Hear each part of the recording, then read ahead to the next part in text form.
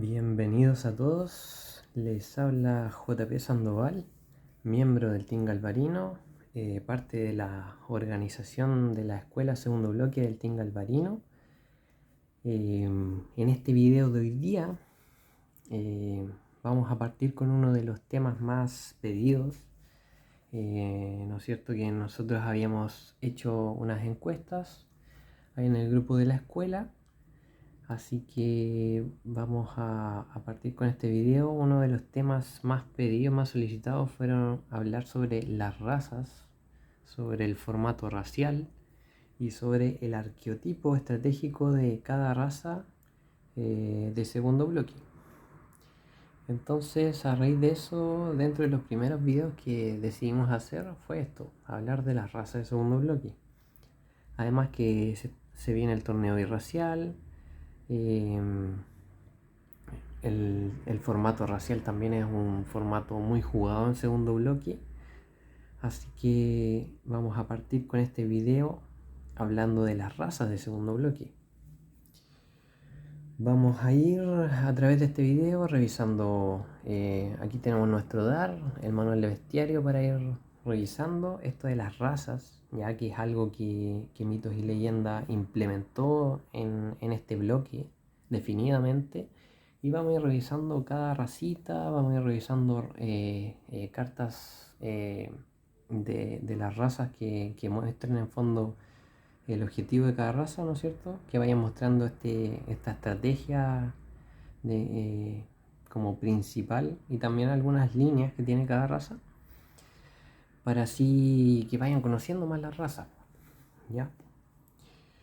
Lo primero que les quería contar es que en Mitos y Leyendas, bueno, yo creo que muchos, la mayoría, si no todos, jugamos alguna vez primer bloque, alguna de las ediciones de primer bloque cuando éramos más pequeños. En primer bloque se iba haciendo que en cada edición con extensión que salía, salían tres razas, ¿cierto? ¿No es cierto? En Espada Sagrada teníamos caballeros, dragones y fairy.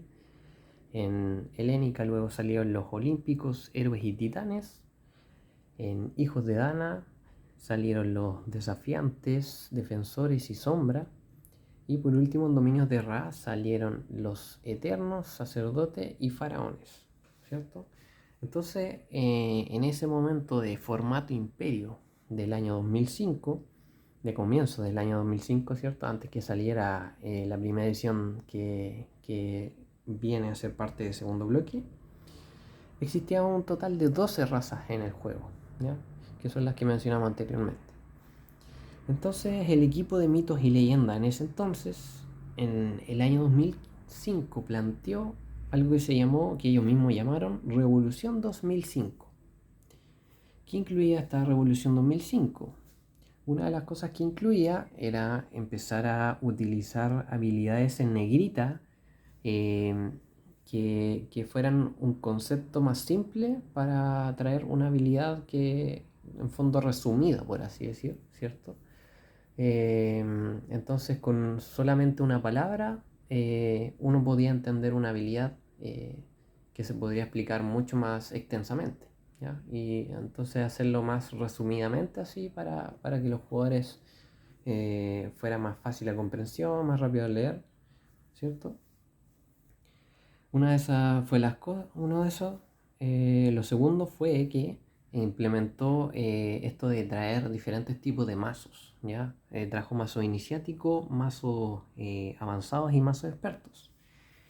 Y por último, la tercera cosa, que es la que nos incumbe a nosotros en este video, es que implementó cambios en las razas. Quiso estandarizar las habilidades de las razas, por así decir, como que tuvieran como una estrategia, por así decir. Y solamente ocupó 6 razas que venían desde primer bloque. Estas razas que venían de primer bloque fueron el caballero, dragón, la raza héroe, la raza desafiante, la raza sombra y la raza, me está faltando una, la raza eterna, ¿cierto? Entonces estas 6 razas fueron las que Mitos y Leyendas tomó en Guerrero Jaguar. Hizo aliados solamente con estas 6 razas, ¿ya? Hizo aliados con estas 6 razas y le empezó a dar, como por así decir, una línea que en fondo ya se veía un poco en primer bloque, ¿no es cierto? Los caballeros atacaban, los sombras igual tenían combos y atacaban, y así, los eternos eran más control. Entonces así comenzó a darle una línea más estratégica a cada raza. Luego, en Vendaval y en Barbarie se mantuvieron estas 6 razas. Ya en Barbarie se empieza a notar aún más esta diferencia de que cada raza tiene una línea. Y ya en 2006, en marzo de 2006, un año después, cuando lanza Reino de Acero, ya establece, en fondo agrega en esta edición 2 cosas importantes. La primera es que agrega 6 razas más, ¿ya? De las cuales 3 habían sido razas que ya se habían ocupado anteriormente, que son el Sacerdote, el Fairy y el Defensor, ¿cierto? Esas 3 razas, Fairy, Sacerdote y Defensor, y implementa 3 razas nuevas que nunca habían sido vistas, que son el Paladín, el Tenebris y el Asesino. Y en este momento, la otra cosa importante es que Mitos y Leyendas agrupa estas razas con un color, con una trinidad, que es lo que llama Mitos y Leyendas.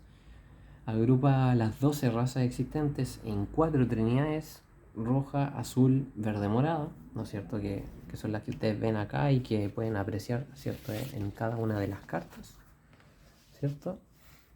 Y le da una línea en especial al color y además una línea específica a cada una de las razas, ¿ya? Entonces en este momento Mitos y Leyendas definió totalmente que cada raza iba a tener una estrategia bien específica e incluso cada trinidad iba a tener una línea por la que ir, ¿ya? De hecho, luego en la revista Cubil número 32, Mitos y Leyendas hace una explicación de todo esto en un artículo que se llama La Victoria de las Razas, donde explica todas las trinidades, cada una de las razas y en fondo esto, qué es lo que vamos a hablar hoy día, que es la línea estratégica, qué tipos de aliados tienen, si atacan, defienden, si son más control. Y en fondo define ya totalmente Mitos y Leyendas que cada raza va a tener su estrategia, ¿ya? Bueno, nosotros aquí en el manual de bestiario, si alguno lo tuviera, puede ver que en una de las secciones del manual se muestran las razas, ¿ya? Viene aquí, por ejemplo, paladín y habla sobre los paladines. Y así con cada una de las 12 razas de Mitos y Leyendas, ¿ya? Esto mismo nosotros lo pasamos a nuestro DAR 2021, ¿no es cierto?, de organización segundo bloque. Nosotros pasamos esta información que estaba en el manual de bestiario al DAR, ¿ya? Si ustedes la van a leer se van a dar cuenta que es lo mismo. Entonces vamos a irla revisando aquí en el DAR. Y entonces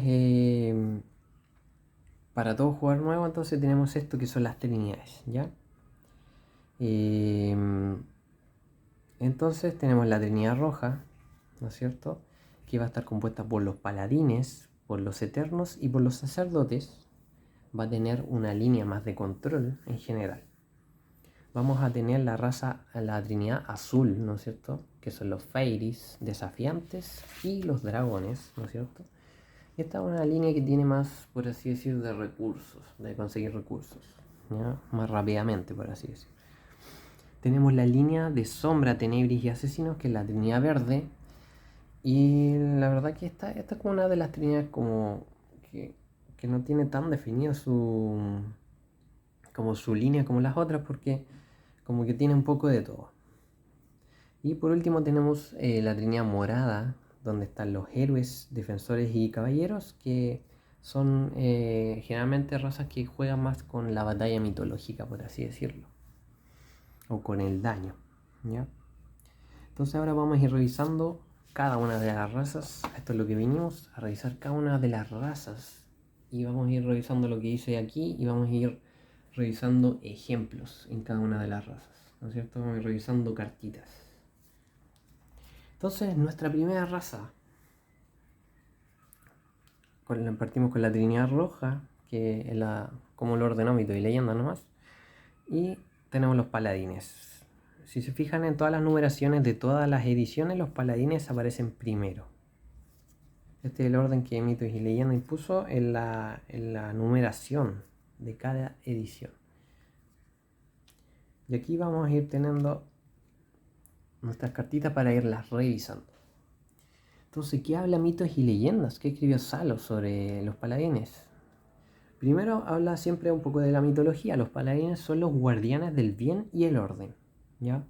Entonces ahí nos hablan de la mitología, o sea, paladines van a ser guardianes del bien y el orden, ya sean generalmente caballeros, por así decir. Caballeros que cuidan el bien y el orden, ¿cierto?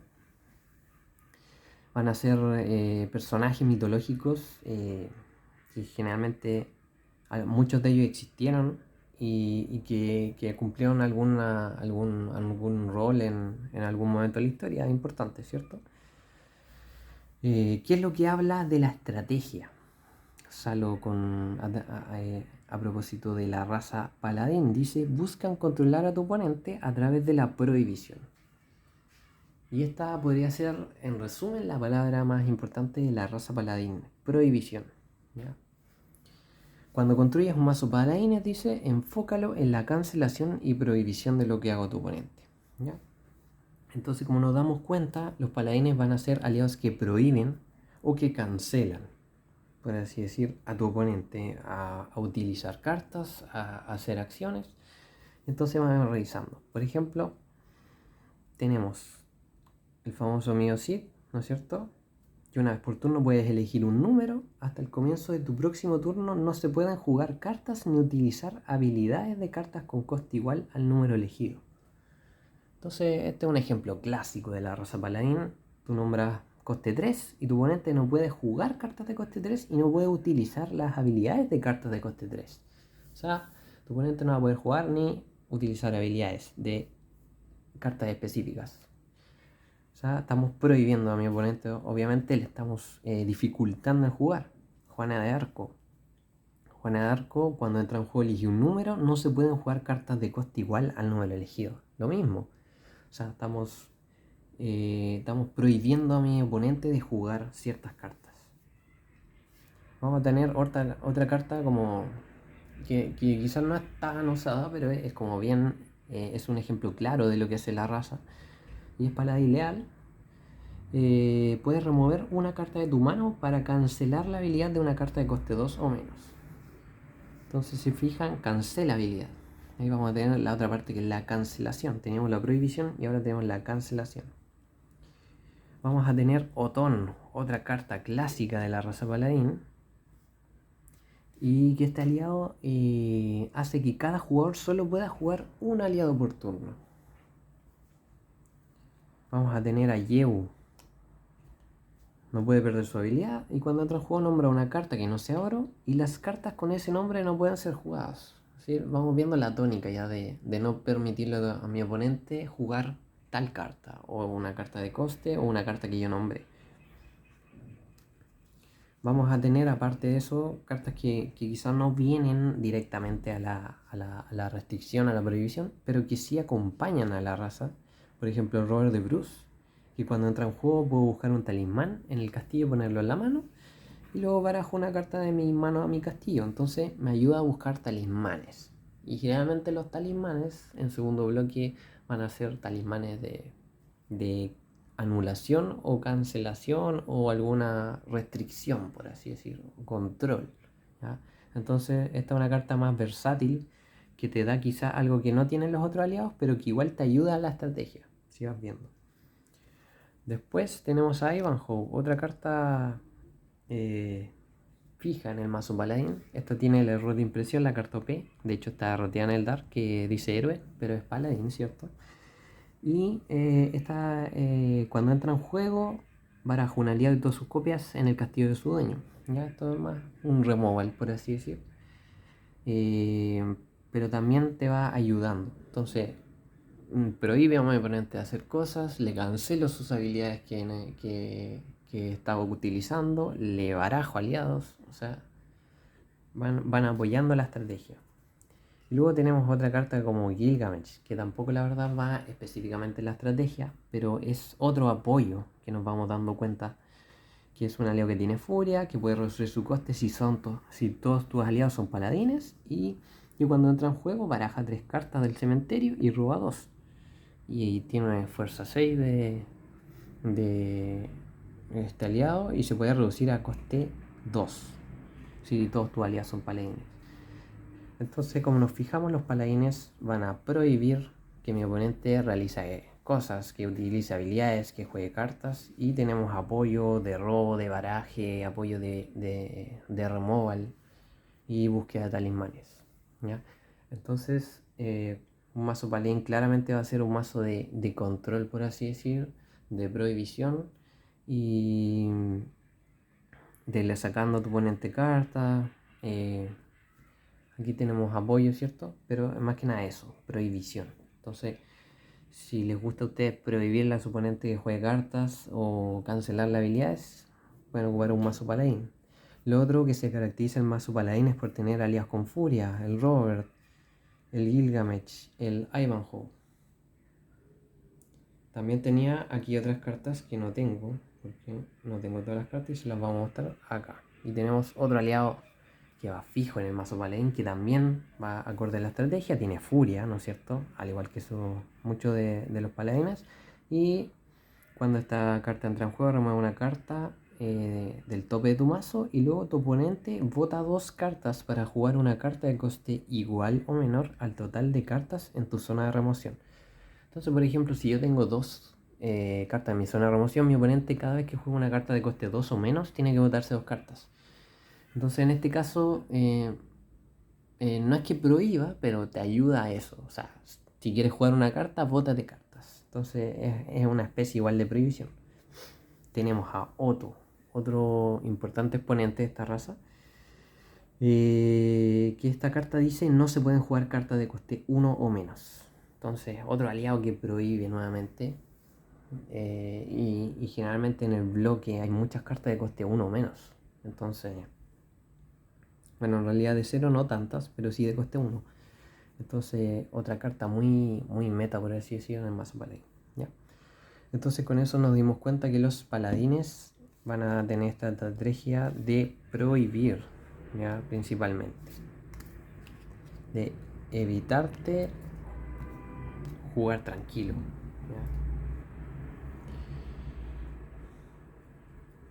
Vamos a ir con la siguiente raza, que es la raza Eterno. Mi raza favorita. Y la raza Eterno. ¿Qué es lo que dice en la raza Eterno en este manual de bestiario? ¿Qué es lo que decía Salo sobre la raza Eterno? Los Eternos son los dioses del bien. ¿Ya? Entonces vamos a tener claro que los Eternos son dioses. ¿Ya? Y respecto a la estrategia, su poder está en la anulación y la eliminación dirigida de las fuerzas de tu oponente. Cuando construyas un mazo de Eternos, enfócate en cartas que anulan y destruyen los recursos de tu oponente. Entonces, si se fijan, hay dos cosas importantes: los Eternos, anular y destruir. Anular y en fondo removal, ¿ya? En fondo, que mi oponente no tenga mesa. O sea, como lo habíamos dicho, la Trinidad Roja se caracteriza por ser una raza de control. Y en este caso además los Eternos van a anular y destruir principalmente. Vamos a ver exponentes de ellos. Tenemos la clásica Nintu, ¿no es cierto? Que puede remover X carta de la parte superior de tu castillo y destruirla para anular una carta de coste X, ¿no es cierto? Entonces es una carta de anulación, ¿no es cierto? Por una habilidad de una carta en juego, ¿ya? Hay que cancelarla. Si no tienes para cancelarla, va a pasar sí o sí, ¿cierto? Tenemos Glanis el Inmortal. Puedes botar una carta de tu castillo para cancelar la habilidad de una carta de fuera de juego. Esta es una carta de cancelación. Ya podría ir quizás de mazo paladín, ¿cierto? Pero en fondo otra carta de control. Ya tenemos a Rongo, otra carta que cancela una vez por turno. Puedes enviar 3 cartas de tu cementerio a tu destierro para cancelar una habilidad. Más control, seguimos con el control de mesa, por así decirlo. Vamos a tener otros exponentes como Perún. En tu vigilia una vez por turno puedes votar una carta para destruir una carta en juego de coste igual o menor a la carta votada. ¿Ya? Esto ya empezamos con los removal de mesa, ¿cierto? Una carta que destruye cartas. Vamos a tener acá Loan. Cuando entra en juego, destruye una carta en juego y luego destruye una carta que controles del mismo tipo. Otra carta más que va a destruir incluso hasta oros, ¿ya? Y luego tienes que destruir una carta de vuelta, pero puedes destruir incluso hasta oros. Una carta bien buena y especial. Tenemos a Tengri. Esta carta no anula ni destruye, pero igual es una carta de control. Al comienzo de cada turno puedes mirar la mano de un jugador y nombrar una carta. Esa carta no puede ser jugada hasta el comienzo del próximo turno. El Tengri se caracteriza por ser el orbe de la Trinidad Roja, por así decir, y que reduce su coste por cada aliado paladín, eterno y sacerdote. Es decir, está enfocado en jugarse en un mazo Trinidad. Y va más a prohibir, en este caso, más como un paladín, a pesar de que es raza eterna, ¿cierto? Vamos a tener también, ¿no es cierto?, cartas que no van con la estrategia, pero que sí ayudan a la estrategia. Y obviamente si queremos anular y destruir, ¿no es cierto?, y irle controlando todo el rato la mesa a nuestro oponente, tenemos que, obviamente, ir robando, ir barajando, ¿no es cierto?, porque nuestras cartas de control tienen límite, ¿cierto? Entonces el Eterno necesita de mucho robo y mucho baraje, porque necesita ir anulando y destruyendo todo lo que tu oponente te ponga en mesa. Para eso tenemos al Gran Zeus, ¿no es cierto?, que cuando entra en juego agrupa 4 oros, cuando entra en juego roba 2 cartas, y al comienzo de cada turno puede robar una carta.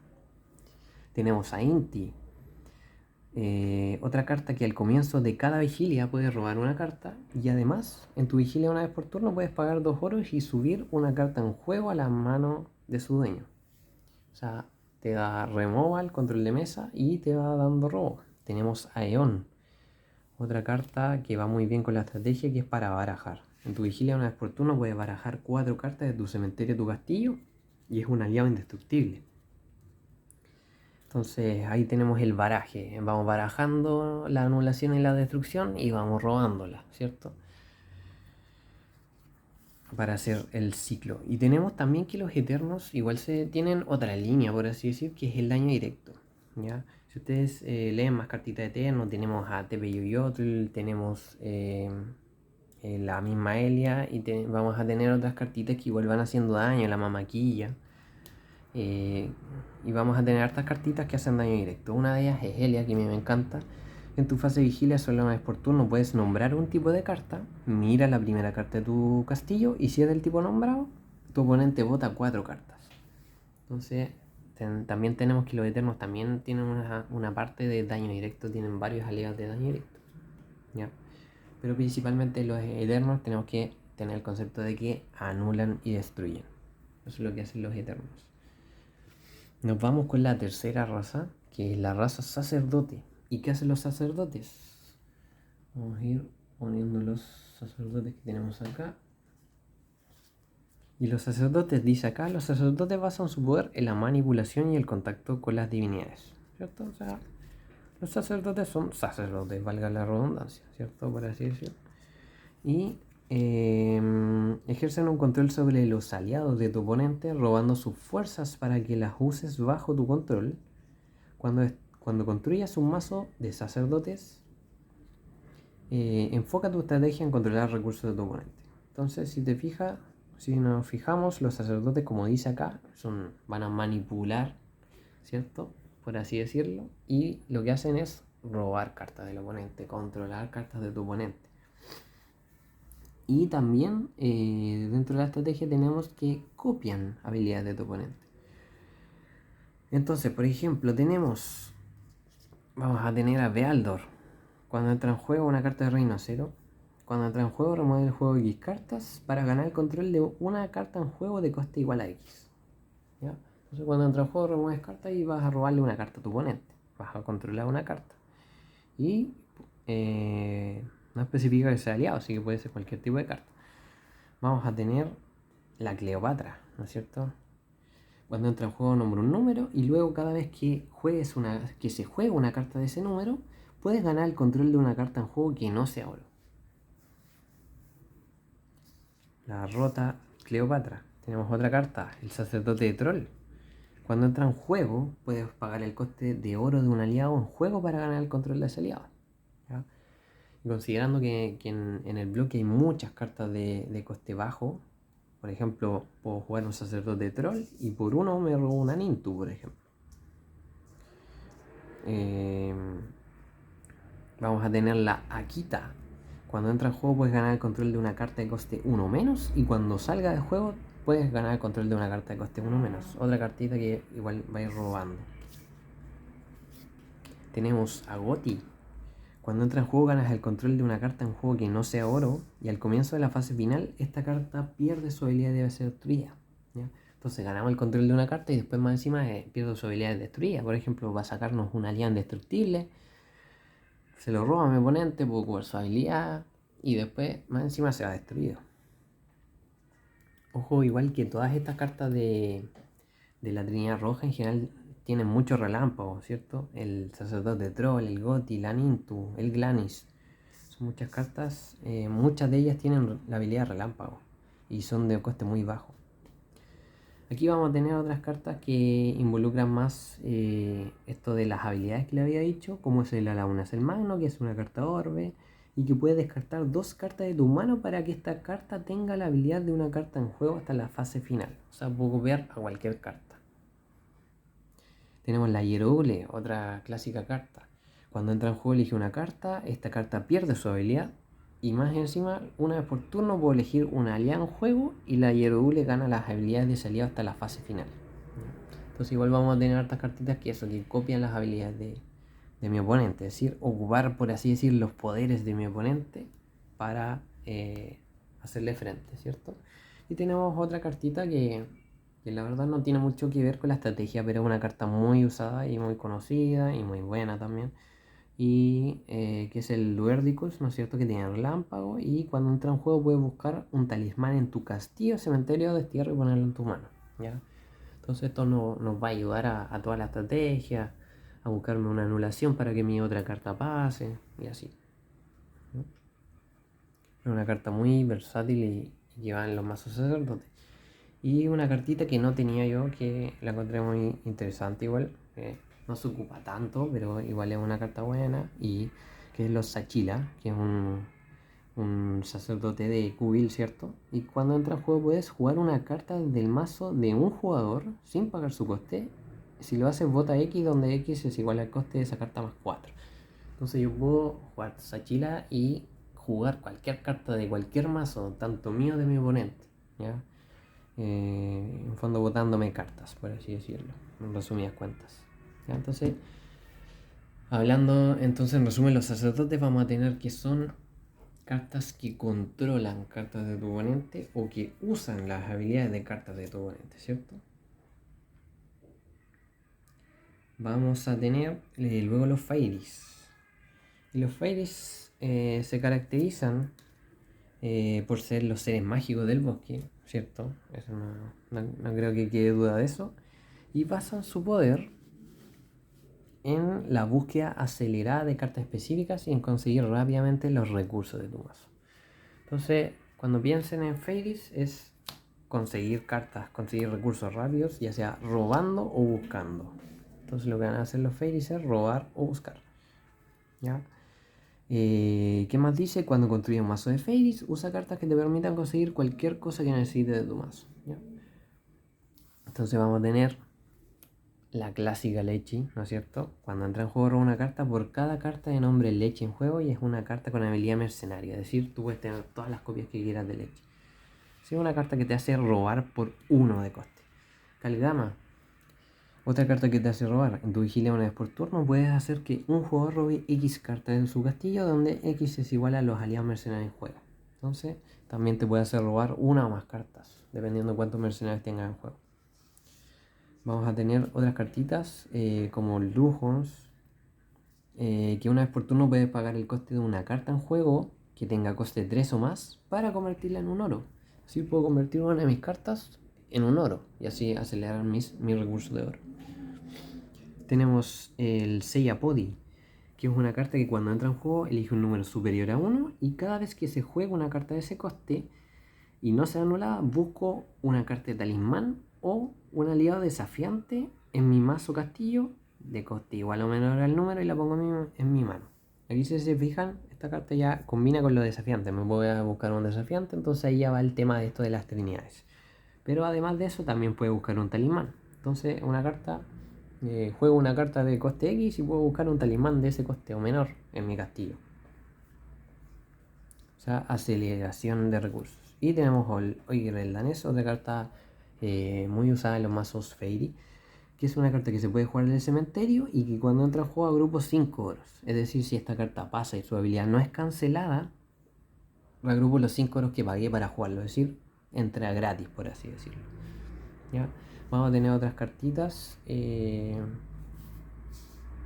como características del mazo Fairy, como el Ilmarinen, que es un aliado que cuando entra en juego puedo barajar X cartas de mi mano para robar X cartas. Entonces me puede cambiar la mano, ¿cierto? Tenemos el Bruteno, que es una carta que cuando entra en juego puedo mirar las 5 cartas primeras de mi mazo y devolverlas en el orden que quiera y luego robo una carta. O sea, otra carta que te va a acelerar recursos, ¿cierto? Tenemos el Erlik, el Eclipse. Una vez por turno puedes pagar 2 oros para poner un talismán de tu cementerio en tu mano. Otro aliado que te va a recuperar cementerios talismanes de tu cementerio, ¿cierto? Tenemos el Conquistador Tiwanaku, otra carta que en tu vigilia puedes botar 2 cartas para buscar una carta única o promocional en tu castillo y ponerla en tu mano. Otra cartita de aceleración de búsqueda de recursos. Tenemos el Tlaloc, que una vez por turno te puede generar 2 oros para jugar aliado Fairy y además te permite jugar talismanes desde tu cementerio. Una carta que incluso iba en los mazos ganadores del formato Imperio esos tiempos y que te permite jugar talismanes del cementerio. Ya, eso tenemos con los Fairy. También tenemos la Duata de Anan, ¿no es cierto? De Echo, ¿no es cierto? Que hace lo mismo de la del primer bloque, por así decirlo, con otra condición para activar su habilidad, pero que igual te permite robar 2 cartas. Entonces, en resumen, los Fairies lo que van a hacer es robar y buscar cartas, si se dieron cuenta. Y lo otro que también tenemos en los Fairies, que más que nada es parte de su soporte, por así decir, que es el Licántropo Orientales, que es un talismán, ¿no es cierto?, que nos permite jugar un oro si controlo un Fairy o más. Puedo jugar un oro de mi cementerio castillo, un talismán, que más encima se puede jugar del cementerio. Entonces, los Fairies, la idea es acelerar oros, acelerar mano, en buscar cartas específicas. Nos vamos a ir con los desafiantes. ¿Qué es lo que dice? ¿Qué es lo que nos dijo Salo sobre los desafiantes? Nos dijo: los desafiantes son la personificación de las fuerzas de la naturaleza. Basan su poder en la recursividad jugando tus oros de forma acelerada para vencer rápidamente a tu oponente. Cuando construyas un mazo de desafiantes, usa cartas de alto coste y gran poder que te serán muy fáciles de jugar, ¿ya? Los desafiantes son muy parecidos a los Fairy, pero estos se enfocan solamente en la búsqueda acelerada de oros, ¿ya? Y luego vamos a tener aliados, por así decir, muy pesados, que tienen poderes, por así decir, habilidades muy poderosas, ¿cierto? Entonces, como yo aceleré oros rápidamente, puedo jugar un aliado de un alto coste mucho más luego de lo que podría jugarlo mi oponente, ¿ya? Esa es la habilidad de los Fairy. Entonces vamos a tener el clásico Chamach, ¿no es cierto?, que es un aliado guardián indestructible, que cada vez que juegues una carta de aliado desafiante, una vez por turno puedes jugar un oro desde tu castillo, ¿ya? Generalmente los torneos de segundo bloque tiene la rata, ¿no es cierto? Aquí te permitía, apenas jugabas un aliado desafiante, podías buscar el oro, se relativo a que cuando el aliado entrara en juego, porque era bastante desequilibrante, pero aún así sigue siendo una carta poderosa. ¿Ya? Jugar un aliado que entre y poder jugarte un oro de tu mazo castillo bastante acelera bastante. Tenemos la Ciguana, que una vez por turno puedes... no, perdón. En tu vigilia puedes destruir esta carta para jugar un oro normal desde tu castillo. Esta es una de las cartas que buscan oros normales, ¿ya? Y te permite eso, jugar un oro normal, destruyéndola. Entonces yo la juego por 2 y luego la destruyo y me busco un orito, ¿cierto? Vamos a tener acá otra carta que no la tengo yo, así que la muestro por acá, que es el Balankitse, que es un aliado que en tu vigilia una vez por turno puedes buscar un oro normal en tu castillo y ponerlo en juego, ¿ya? Igual funciona con oros normales, ahí hay un poco de debilidad porque en el bloque los oros tienen una habilidad bastante buenas. Sin embargo, aún así, eh, quizá en algún formato menos competitivo se podrían ocupar esto, o con más restricciones, ¿cierto? Y te acelera un oro por turno. O sea, un aliado que una vez por turno te juega un oro más y estás jugando 2 oros por turno.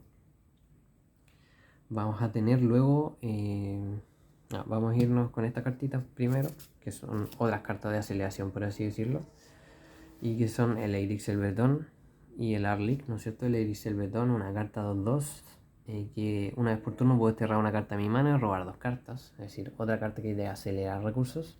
Y el Arlic, que es un aliado que cuando entra en juego puedo mostrar la carta superior de mi castillo, y si es un aliado la puedo jugar reduciendo su coste en 2. O sea, también me permite acelerar el jugar cartas, por así decir, ¿ya? Y si no, se pone en la mano, o sea, si no, robo. Ahí tenemos entonces aceleración. Y luego vamos a tener estas cosas así, que ya aceleramos recursos y luego ¿qué hacemos? Gran Cabracán, Estribo, Gu, ¿no es cierto? Bueno, aquí tenemos otras cartas, las vamos a revisar al tiro. Otra carta que aceleran recursos como la Cancún. Un 1/1 puede destruir a Cancún para generar un oro o robar una carta por 1. Y un Cren que cada vez que salga el juego puedes jugar una carta de oro desde tu castillo, cementerio, destierro. ¿Ya? Ahí terminamos con las cartitas que juegan oros. Y luego vamos a tener estas cartas poderosas. Entonces tenemos mucho oro y ahora ¿qué hacemos? Jugamos un gran Cabracán, ¿no es cierto? No puede ser anulado. Cuando entra en juego destierra a todos los aliados de fuerza 4 o menos y cada jugador debe destruir 4 de sus oros. Y coste 8, fuerza 8, ¿cierto? Entonces entra, destruye casi todo, se saca oro, se saca aliado y más encima te queda un aliado fuerza 8 en el campo. Tenemos a Wu, que es un aliado, el orbe de la Trinidad Azul, que puedes pagar un oro para robar una carta y que en tu vigilia puedes remover del juego un aliado, Fairy, desafiante dragón, para destruir un oro. Entonces nos aceleramos oro, jugamos un Wu y después nos destruimos aliados y le vamos destruyendo oros al oponente. Entonces yo me quedo con mucho oro y mi oponente con poco oro. Eso igual es algo frecuente, la destrucción de oros en el mazo desafiante, en los aliados desafiantes. Tenemos a Maya, tenemos a Kia, ¿no es cierto? Que van a ir sacando oros del oponente. Tenemos otra carta como el estribo. ¿Y qué es el estribo? No puede ser anulado, no se pueden jugar oros, ¿ya? Entonces yo acelero, juego 10 oros, mi oponente tiene 4 y juego el estribo, no se pueden jugar más oros. Yo me con 10 oros, mi oponente con 4 o 5, la mitad, por ejemplo. Entonces la ventaja que te da eh, es alta. Pero son cartas de alto coste, ¿no es cierto? Que requieren esto de jugar oros muy acelerados, ¿ya? Que es la virtud, por así decir, del desafiante, ¿cierto? Creo que eso tenemos con el desafiante. Y bueno, y luego tenemos esta cartita que no va específicamente con la estrategia, pero va con esto de los costes altos. Que es un aliado, ¿no es cierto? Que en tu vigilia una vez por turno puedes mostrar una carta a tu mano y barajarla para bajar de tu cementerio a tu castillo tantas cartas como coste tenga la carta barajada. Entonces puedo mostrar el Wu, lo barajo el Wu de mi mano y me barajo 7 cartas. Entonces tenemos ahí una carta que combina con estas cartas de coste alto si es que aún no tengo para jugarlas, por ejemplo. O si es que ya no me sirve, ¿cierto? Entonces ahí se va viendo que hay otras cartas que no van específicamente con la estrategia, pero que hacen mucha sinergia con la estrategia de la raza, ¿ya? Vamos a irnos con los dragones. Vamos a irnos con los dragones. Y los dragones... ¿qué es lo que nos dice Salo de los dragones? Los seres más famosos de las mitologías basan su poder en el tamaño y la fuerza bruta. Cuando construyes un mazo de dragones, utiliza cartas que te permitan jugarlos desde tu cementerio acelerando la partida. ¿Ya? Entonces vamos a ir viendo los dragones y nos vamos a dar cuenta que los dragones generalmente son aliados de alto coste, de alta fuerza y que tienen habilidades como, por así decir, poderosas o que irrumpen harto, impactan harto en la mesa. Aún así, de repente igual es como media lenta la raza porque no tiene aceleración. Ahora, si tú piensas en la Trinidad, claro, ahí se combina con los Fairy y con los desafiantes, claro, hace los recursos y después juega los dragones, pero por sí sola la raza no tiene tanta aceleración. ¿Ya? ¿Qué cartas tenemos? Tenemos al Quetzalcoatl, ¿no es cierto? Que puedes jugarla desde el cementerio botándote 6 cartas sin pagar su coste, ¿no es cierto? Y esta una carta conocidísima, ¿no es cierto? Que tus oponentes juegan con su mano descubierta. O sea, una carta que ya está en el formato full va en el mazo. Y más encima es imbloqueable. Tenemos al Wyrm medieval. Otro dragón, coste 6, fuerza 6, furia imbloqueable. Cuando entra en juego, remueve del juego una carta en juego que no sea oro y este aliado gana todas las habilidades de la carta removida. Entonces, si se dan cuenta, una carta que va a entrar, se va a sacar una carta oponente, le copia las habilidades y más encima tiene furia imbloqueable. Es una carta de, como por así decir, de alto impacto en mesa, ¿ya? Pero sí tiene coste 6. Tenemos otras cartitas, acá que yo no tengo tantos dragones. Tenemos al huracán, un 9/9, furia imbloqueable, no puede ser anulado, no puede ser afectado por talismanes. Entonces ahí, aquí igual no lo había mencionado, pero existe un talismán, ¿no es cierto? Y el invocar bestia negra, que por 4 puedes jugar un dragón desde tu cementerio sin pagar su coste. También existen en el bloque otras cartas que también juegan cartas del cementerio, como por ejemplo el Lin de Hordas, como por ejemplo Ejército de Almas de Barbarie, como por ejemplo Nacimiento en el Mal de Reino Acero. Ahí vamos a tener cartitas que juegan esta carta. Si se dan cuenta, un monito que no puede ser anulado, furia imbloqueable, no puede ser afectado por talismanes, o sea, cuando entra, más o menos difícil sacárselo. Ahora ya en el formato full es un poco más fácil porque está la Babieca SP, ¿cierto? Pero si no fuera por la Babieca, la verdad sería bastante difícil sacárselo. Vamos a tener a Hat, un 4/4, que cuando entra en juego destruye todos los aliados de coste 3 o menos. ¿Ya? Otro aliado que impacta y que va acorde a la raza. O sea, tenemos una raza de alto coste, entonces destruye los aliados de coste 3 o menos. Y tiene furia también. Si se fijan, generalmente los dragones tienen furia o imbloqueable. Tenemos un Chersalé, que es una de las variantes de bajo coste, que es un 2/2, furia imbloqueable. Y cuando hace daño me puedo buscar una carta en mi castillo y ponerla en cementerio. Ya esta me va a ayudar a tirarme los dragones pesados a mi cementerio para después jugarlo de alguna otra forma, ¿cierto? Draco Fulgor, otro 4/4, furia, no puede ser en un lado. Y este es un dragón que me sirve cuando hace daño. En vez de eso puedo buscar la misma cantidad de cartas en el castillo y enviarla al cementerio. O sea, me va filtrando lo que yo le voy botando al oponente. Pero también aliados de alto coste, de alta fuerza y que tienen furia. Dragón Caníbal, otro aliado que puede reducir su coste, ¿no es cierto? Y que tiene furia, imbloqueable, no puede ser anulado y lealtad. Y tiene fuerza 8. ¿Ya? Ahora tiene coste 10, pero obviamente su habilidad puede reducir su coste y además también jugarlo de alguna otra forma alternativa con algún talismán. Claramente es mucho más conveniente. Tenemos a Wyrm Celeste, este es otro de los aliados de coste más bajo, por así decir, que es un 3, coste 3, fuerza 7, furia. Y para jugar esta carta debes mostrar 2 dragones de tu mano. Te pide un requisito, pero también no puede ser anulado. Entonces, otra carta muy buena para un mazo dragón así bien agro. Y tenemos Barak, otra carta igual de coste bajo, que es un 2, fuerza 3, tiene furia. Si tienes 3 o más dragones en tu cementerio, gana 2, o sea, ya tienes 5. Y cada vez que ataque puede elegir al aliado, el aliado que lo bloquee. ¿Ya? Entonces, otra carta de coste bajo, alta fuerza, que tiene furia y que te sirve para remover. Otro importante exponente para los dragones. ¿Ya?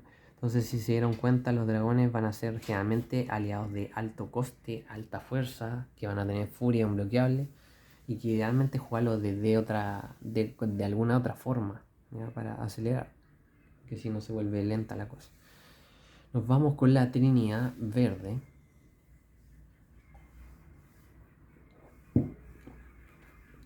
Y aquí vamos a tener primero los aliados sombra.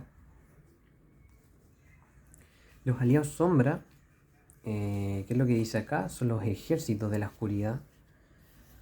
Monstruos malvados y feroces. Basan su poder en el sacrificio de sus fuerzas y en el control de la mano de tu oponente.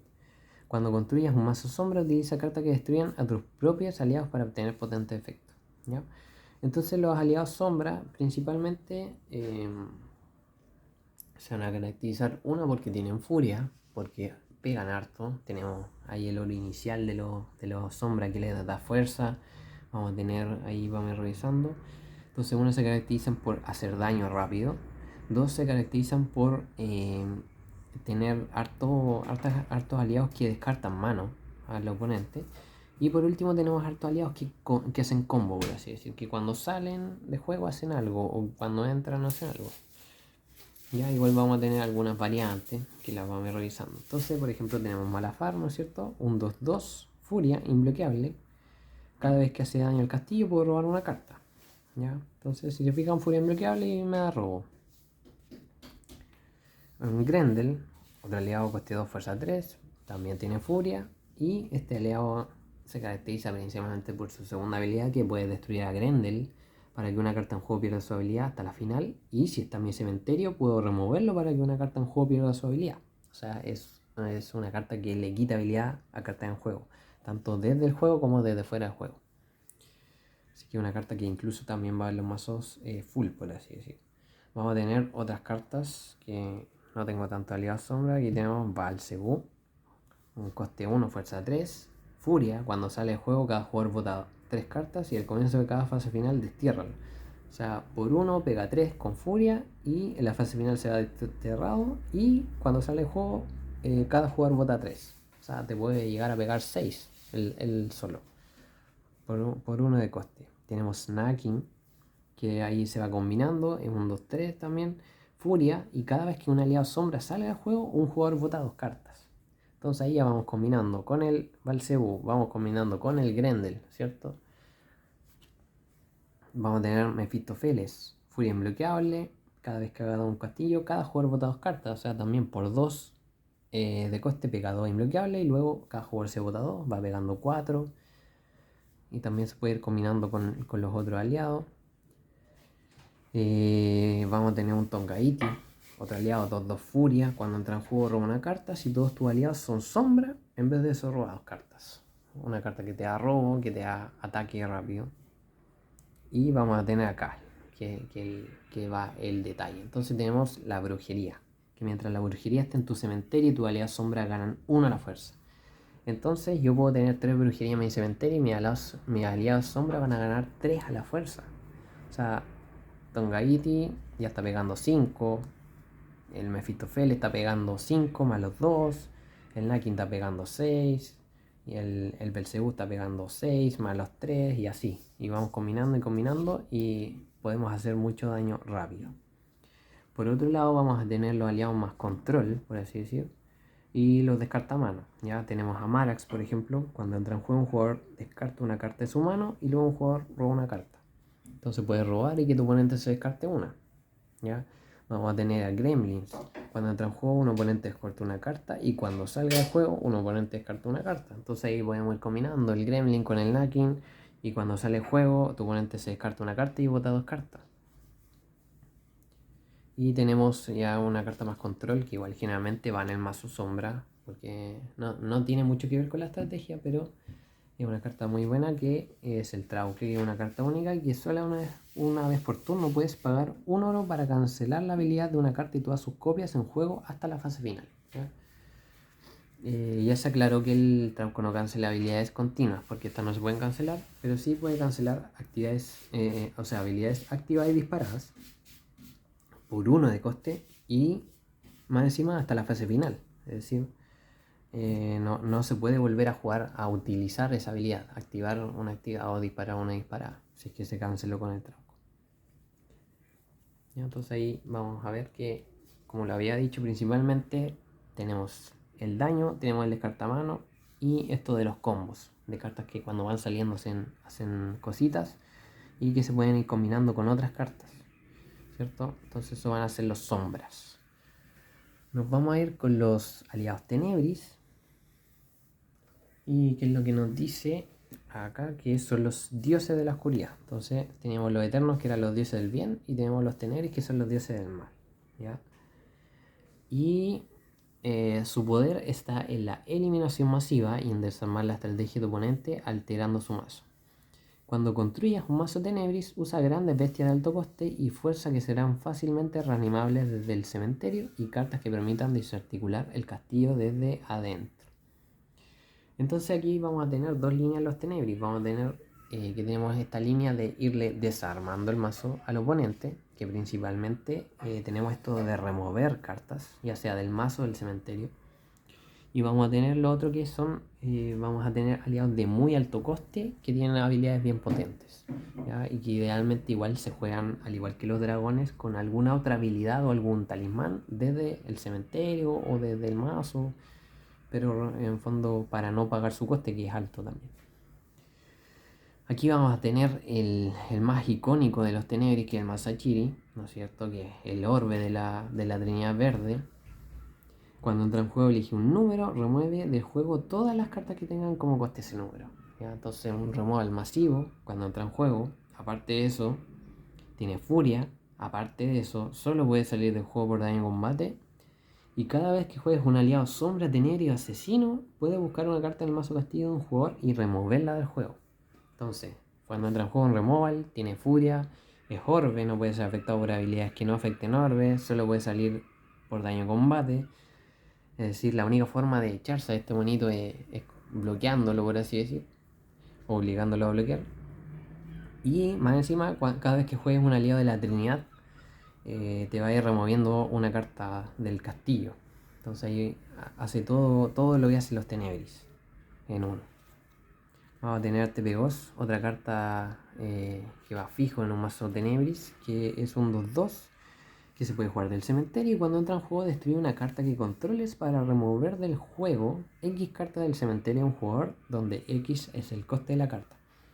Entonces cuando entra en juego yo destruyo una carta y le remuevo de su cementerio el coste de la carta destruida, ¿ya? Y en el segundo bloque, como las cartas se pueden autodestruir, ¿no es cierto? Te puedes destruir el mismo TP2, ¿no es cierto? Y le vas removiendo dos cartas a tu oponente de su cementerio. Entonces ahí, para sacarse todas esas cartitas que se pueden jugar del cementerio, la verdad, muy buena.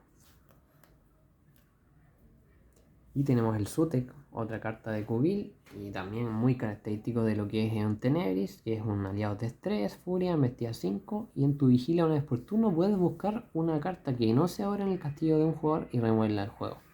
Entonces una vez por turno puedo removerle una carta de su mazo, la que yo quiera. Entonces esa otra de las estrategias, removiendo cartas para que tu oponente después ya no pueda volver a utilizarlas, ¿ya? Vamos a tener otras cartitas como el Agares, que es un 9-9. Y al comienzo de tu vigilia una vez por turno puedes remover del juego una carta que no sea oro, ¿ya? Si se fijan, un aliado de muy alto coste pero que también tiene harta fuerza, y que una vez por turno puedo removerle una carta del juego, puedo remover una carta del juego. O sea, bastante poderosa, pero muy alto coste, ¿cierto? Tenemos a Makara, otro aliado de alto coste, alto fuerza. Furia imbloqueable, solo puede salir del juego por daño combate, y al comienzo de cada turno un jugador remueve las dos cartas superiores de su castillo. Entonces si se fijan, otra carta que va a ir removiéndole cartas a mi oponente de su castillo, si ya no pueden devolver, ¿sí? Y que aparte 8 de fuerza, furia imbloqueable, solo puede salir por daño combate, o sea, te va removiendo y te va pegando muy fuerte, pero tiene un alto coste. Entonces generalmente se van jugando con talismanes o con alguna otra habilidad. Dentalión, otra carta, lo mismo, 9-9, furia, no puede ser anulado. Y esta es una carta que al comienzo de la vigilia cada jugador debe remover una carta de juego que controle, y si todos tus aliados son Tenebris, además tu oponente se remueve otra carta más. Entonces al comienzo de la vigilia, si está por ejemplo solo él o todos tus aliados son Tenebris, tu oponente se remueve dos cartas de juego y tú una. Entonces le puedes limpiar la mesa pero muy rápido. Más Un 5/5, no puede ser anulado. Cuando entra en juego, destruye todos los aliados de coste 5 o menos. Otro removal masivo en los Tenebris. Mantus, otro aliado de muy alto coste, no puede ser anulado. Cada vez que ataque puedes elegir un aliado para que lo bloquee. Y cada vez que un aliado oponente sea destruido por daño de combate, el controlador vota X cartas donde X es el coste. Entonces entra en juego, atacas, elige un aliado para que lo bloquee, sea destruido y más encima votas por el coste. Entonces son cartas que tienen muy alto impacto, que tienen habilidades muy potentes, pero que tienen muy alto coste. Entonces finalmente es un mazo lento, ¿ya? Mara el Mentiroso, que este es el motor del mazo Tenebris, y que es un 2/1. Al comienzo de cada fase final puedes buscar una carta en tu castillo y enviarla a tu cementerio. Si envías un aliado Tenebris puedes robar una carta. Entonces si se fijan, aquí es donde todo combina, ¿no es cierto? Agarro mi Manzachiri, lo tiro a mi cementerio, robo una carta en mi final extra y luego con alguna habilidad juego mi Manzachiri del cementerio. Tenemos el Nacimiento en el Mal, como ya habíamos dicho, el Lin, el Ejército de Alma, y para los Tenebris tenemos la Nube de Muerte, que igual puedes jugar un Tenebris del cementerio sin pagar su coste. Entonces ahí donde la idea es esa, jugarlos sin pagar su coste con algún talismán o alguna habilidad. Eso con los Tenebris. Nos vamos con los asesinos. Y vamos a tener acá los asesinos.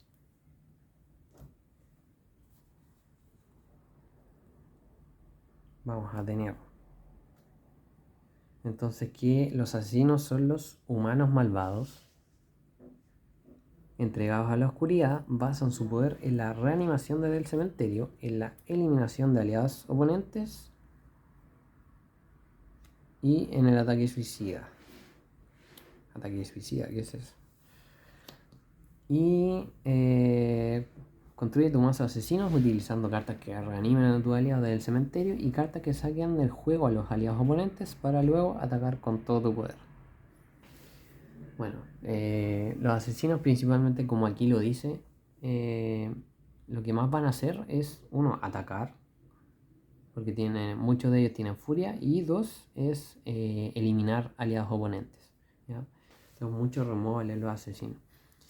También dice eso de la reanimación, la verdad que hay un par de aliados asesinos que reaniman, pero no son tantos, ¿ya? Entonces tenemos por ejemplo a Sirelior, un aliado 2/3, Furia Indestructible, y cada vez que ataque elige un aliado oponente para que lo bloquee y pierda su habilidad, ¿ya? Vamos a tener a la Makusa Chiro, que es un adelanto de Código Samurai, que se ocupa en segundo bloque, que es carta única. Y su habilidad está rateada una vez por turno, pero también es un coste 3, fuerza 4, tiene furia y una vez por turno puedes remover X cartas de tu cementerio para remover una carta en juego de coste X. Es decir, otro aliado que se va a ir va haciendo de removal y al mismo tiempo tiene furia. Drácula, lo mismo, 3/3, furia. Una vez por turno puedes remover X cartas del tope de tu mazo y destruir un aliado de coste X, ¿no es cierto? Y luego más encima, este aliado, el Drácula, gana tanta fuerza como fuerza tenía el aliado destruido. Entonces entra en juego, destruyes un aliado, gana fuerza, ataca con furia. Entonces si se van fijando, aliados que destruyen y que van atacando con furia. Tenemos otro aliado de los primeros asesinos, ¿ya? Que es el Hagen de Borgen, que salió en Reino Acero. Un aliado coste 3, fuerza 7, furia, y tiene traición. Pero puedes en fondo sacarle la traición, ¿ya? Pero en fondo es un aliado de bajo coste, de alta fuerza y tiene furia.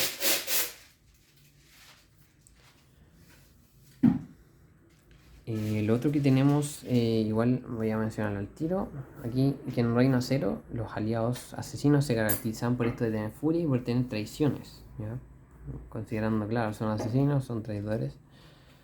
Un Dynabook 2/5, furia imbloqueable, traición, no puede perder su habilidad, no puede ganar lealtad. Entonces otro aliado que por bajo coste pega mucho, imbloqueable y tiene una traición ahí, y la traición es desterrar las 3 superiores de tu castillo, o sea, Si tu oponente te lo quiere llegar a robar, tiene que igual pegarse. El Hagen de Borg es lo mismo, bota 5 cartas en la traición.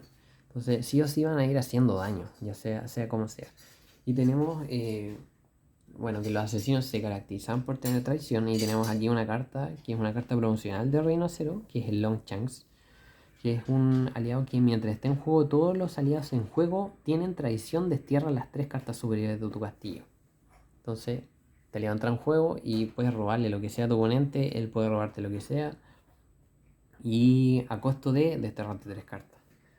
Entonces, son aliados que igual van a tener esta variante de traición. Hay un mazo, de hecho, traición, que tiene su mecánica bien interesante. Así que igual es otra característica de los asesinos. Luego vamos a tener otra carta más aquí, el Kingu, que es un relámpago, que cuando entra en juego puedo remover uno de mis aliados para remover un aliado en juego. O sea, otro remover. Remuevo el mismo Kingu y le remuevo un aliado a mi oponente, y en fondo por 3 le estoy removiendo un aliado a mi oponente. Ya, para sacarte esos aliados indestructibles o esos aliados que no pueden salir del juego. Tenemos Picuyos, que es una carta que cuando entra en juego puedo jugar un aliado de coste 3 o menos de mi cementerio que no sea Picuyo sin pagar su coste. Y aquí tenemos un poco eso que hablaba de la reanimación. Pero la verdad que no es... Hay otros aliados de reanimación, asesinos, pero que son de muy alto coste. Entonces la verdad como que no funciona mucho esa variante de la reanimación de la que hablaba Salo. ¿Ya? Y tenemos un Hamuka, que este aliado la verdad no va con la estrategia, pero igual vamos viendo que hay otro tipo de soporte, que es un aliado que me permite robar y descartar cartas al comienzo de mi turno. Entonces vamos viendo que en la raza igual hay otros tipos de soporte. Eso con los asesinos. Entonces los asesinos eliminan aliados y atacan luego, ¿ya? Y también tenemos ahí una variante de reanimación y la variante de traición, que no son muy usadas, pero que están ahí, ¿ya?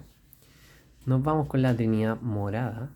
Y la Trinidad Morada, como yo les había mencionado, es principalmente, a mí yo la resumiría como en daño, por así decir, ¿ya? Y vamos a ver el por qué. Vamos a tener entonces que aquí dice los más grandes personajes de toda gesta épica. Los héroes basan su poder en el ataque rápido y la velocidad de combate. No te preocupes en armar defensas cuando construyas un mazo aéreo, solo tienes que atacar y atacar. Entonces los héroes se van a caracterizar por generalmente ser aliados que atacan rápido, que tienen furia, y lo otro que hacen daño directo. ¿Ya? Tenemos hartos aliados que hacen daño directo. Entonces aquí tenemos el mejor ejemplo del Scalagrim, un aliado 3-3, furia. Cuando entra en juego un jugador bota 4 y cuando salga del juego un jugador bota 4 cartas. O sea, entra en juego, tu oponente se bota 4, lo ataca con 3 con furia y si llega a salir del juego se bota 4 más. O sea, la cantidad de daño que hace es muy alta. Tenemos a Warcry, que es un aliado coste 1, fuerza 2, furia. Cuando entra en juego roba una carta. Ya, entonces por 1 robo una carta y más encima tengo furia. Tenemos a Vengulf, otro aliado muy parecido, 1-2, es que este es imbloqueable y cuando entra en juego roba una carta. ¿Ya? Entonces vamos a tener también que los aliados héroes son de muy bajo coste y tienes habilidades como bien de, por así decir, o furia o una habilidad imbloqueable, ¿no es cierto? Algo que nos ayude a atacar rápidamente o a pasar por encima a mi oponente. Y además tenemos estos aliados que por un te van a dar robo, o sea, generalmente van fijos en estos mazos héroes, estos dos aliados por 3. Tenemos la Electra, otro aliado héroe, que es mi vigilia una vez por turno. Puedo buscar un aliado héroe de coste 2 o menos en mi castillo y ponerlo en mi mano. O sea, va a combinar con el Vengulf, va a combinar con el Warcry. Aquí tenemos otro aliado héroe, Caminante Azul, coste 1, Arsenio, coste 1. No, aquí ya nos pasamos. Ya, pero ahí vamos a tener otros héroes en fondo que son de bajo coste. ¿Ya? Tenemos Caminante Azul, este que hemos visto acá, 1-1. Una vez por turno puedo destruir uno de mis aliados héroes para que un jugador bote 3 cartas. Aquí tenemos daño directo. Y un aliado coste 1, o sea, me lo puedo destruir el mismo. Por 1, mi oponente votó 3. Y tenemos Arsenio, otro que no va tanto en la estrategia de esto de la furia o daño directo, pero también es otro complemento que es un aliado igual de bajo coste y que solo una vez por turno puede barajar una carta de tu cementerio. La verdad, muy muy buena carta, por apenas coste 1 ir barajando todos los turnos 1. Y en los héroes tenemos un talismán, ¿no es cierto?, que se llama Barrera Esmeralda y que hace que todos tus héroes ganen 3 a la fuerza, furia e imbloqueable. Entonces ahí bajamos puro monito de coste 1, aunque tenga fuerza 1, tenemos 5 monitos, tiro el Barrera Esmeralda y todos ganan 3 y son imbloqueables y tienen furia. Ya la cantidad de daño que se puede hacer es muy muy rápida. Así que eso con los héroes en fondo. Entonces en resumen los héroes van a ser aliados muy agro, que pueden pegar muy rápido en un par de turnos, en 4 turnos te pueden matar, de hecho. Vamos con los defensores. Dice, reyes y sabios de antaño.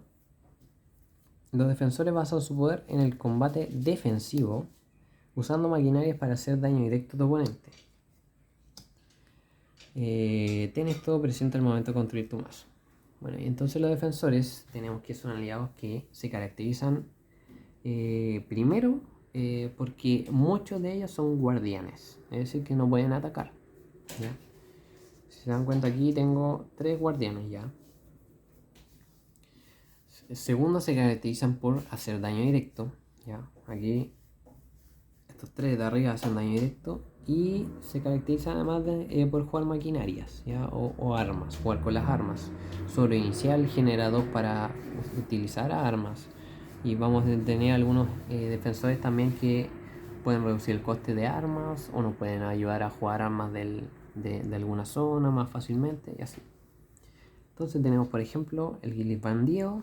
Aquí tenemos la versión SP que guardián, absorción, no recibe daño de combate, puede bloquear aliados imbloqueables, o sea, puede bloquear cualquier aliado, le absorbe todo el daño y no muere. Y más encima, al comienzo de cada turno un jugador vota 3 cartas, ¿ya? La versión no SP vota una, o sea, igual va haciendo daño. Y aparte esto de que no te ataquen, no te hagan daño. Vamos a tener un Taira no Kiyomori, indestructible. Al comienzo de cada turno un jugador vota 2 cartas y en la final puede agrupar esta carta. O sea, también daño directo. Un aliado daño directo. Tenemos al Galvarino. 3-3 defensor. En tu vigilia una vez por turno puedes hacer que un jugador vote una carta por cada carta en su mano. O sea, mi oponente tiene 6 cartas, vota 6 cartas. Entonces, otra carta también de daño directo. Vamos a tener un Lingura. Coste 1, fuerza 3, relámpago guardián y puedes jugarla al cementerio. Entonces, esta me sirve, por coste 1 voy a tener un aliado que bloquea 3, que puedo jugarla en cualquier momento. Puedo jugarlo en guerra de talismanes, al comienzo del ataque. Y además me va a ayudar a tener tamaño para las maquinarias, ¿cierto? Vamos a tener a Harold Goodwinson, un defensor 4-5, guardián, y tus aliados guardianes pueden atacar. También vamos a tener esta variante del guardián que puede hacer que puedan atacar tus aliados. Tenemos una chayita en Reino Cero que también una vez por turno uno de tus guardianes pueden atacar. Y ya vamos a ir revisando aquí más aliados. Vamos a tener esto de las maquinarias que le hablaba, o de las armas más que nada. Vamos a tener al Cassivelanus. El Cassivelanus es un 3-5 defensor. En tu vigilia una vez por turno puedes buscar una arma en tu castillo y ponerla en tu mano, ¿ya? Y bueno, vamos a tener la versión SP que también te permite jugar armas sin pagar su coste, destruyéndote un arma. Vamos a tener a Ofa, un aliado 1, fuerza 2. Cuando entra en juego puedes jugar un arma desde tu castillo o cementerio, ¿ya? Hay que pagar el coste obviamente, pero igual, o sea, por pagando 1 pongo un aliado fuerza 2 en mesa y más encima puedo jugar un arma de castillo o cementerio. Entonces así vamos a tener, también tenemos otra echadita que también hace lo mismo, que tiene relámpago, puede jugar una maquinaria. Y así vamos a tener entonces que juegan con maquinarias o armas los defensores. Y después vamos a tener aquí, no podía faltar el orbe de la Trinidad Morada, que es el Halich. Y que lo que hace Halich es un orbe guardián. El coste se reduce por cada aliado, héroe, defensor y caballero. ¿Sí? Va claro en la trinidad morada. Y este aliado hace que los aliados que no sean guardianes no puedan atacar ni bloquear. Y los aliados guardianes pueden atacar. Entonces imagínense, entra este aliado. Todos mis aliados guardianes, todos esos que no podían atacar, ahora pueden atacar. Y mi oponente que no tiene guardianes, si es que no tiene guardianes, no puede ni atacar ni bloquear. Entonces ahí va a dar el golpe final el Halich. Por último vamos a tener los caballeros, la última raza de la Trinidad Morada. Y los caballeros se van a caracterizar, bueno, leamos lo que dice aquí: mientras más caballeros controles, más fuerte será tu ataque.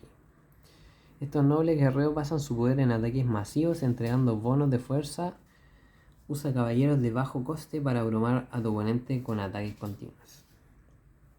Entonces, si se fijan, los caballeros es ataques masivos entregando bonos de fuerza. Eso, por así decirlo, lo que hacen. Y si se fija, la mayoría de los caballeros van, o los caballeros que generalmente van en los mazos, tienen furia, dan bono.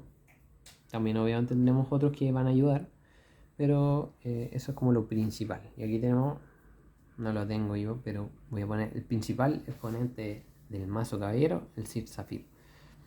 Este es un aliado 2-2, furia. Los aliados caballeros que controle ganan 1. Y cada vez que haga daño de combate a un mazo castillo, puede jugar un caballero de coste igual o menor al daño hecho sin pagar su coste. Y esto de cualquier zona, porque no especifica, ¿cierto? Entonces juego un Sir Zafir, ataco el primer turno y ya podría jugarme un aliado caballero de coste 3 desde mi castillo, por ejemplo, y ponerlo en juego. Vamos a tener al Sir Lenoir, que es un aliado 2-2, furia, no puede ser anulado. Cuando entra en juego los caballeros, no, los aliados que controles ganan 1 y además los caballeros que controles ganan 1. Entonces tiene una habilidad continua que hace ganar 1 y una habilidad disparada que cuando entra en juego ganan 1 hasta la fase final. O sea, da 2 de bono el turno que entró. Otro aliado fondo para un ataque masivo. Vamos a tener el famoso Capitán Inca, ¿no es cierto?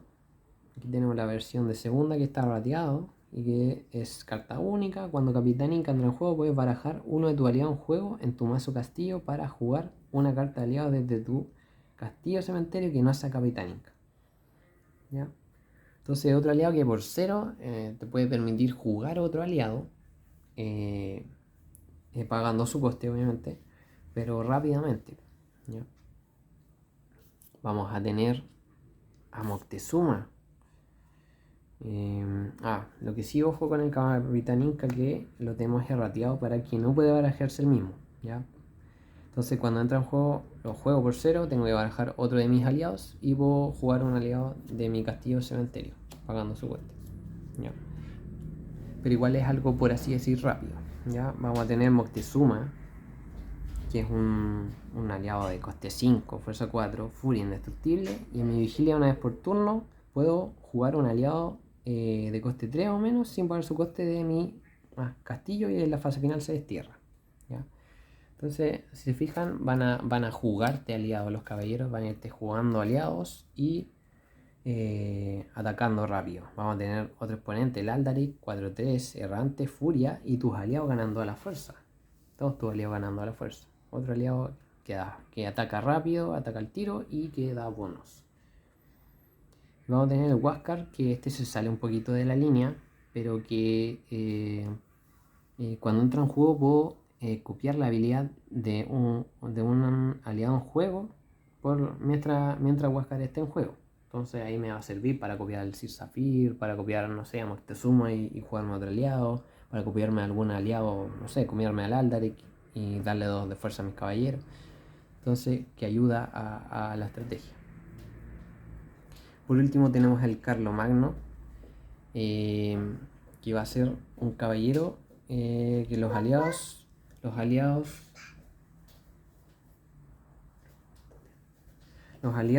solo pueden salir del juego por daño de combate. Entonces esto va a llegar a ser como un finisher de la de la habilidad de los caballeros, ¿ya? ¿No es cierto? Porque ya tenemos todos mis caballeros, tengo unos 3 caballeros que están ganando más toda la fuerza y juego mi Carlomagno y entonces los caballeros solo, en el fondo todos los aliados en juego solo pueden salir del juego por daño de combate y como generalmente los caballeros se caracterizan por tener mucho bono, van a generalmente tener más fuerza que los aliados oponentes, entonces obviamente no, solo podrían salir de juego por daño en combate, no lo van a hacer. Entonces, te ayuda a hacer como un finisher eh, para mantener tu aliado en juego y pegar esos golpes fuertes. ¿Ya?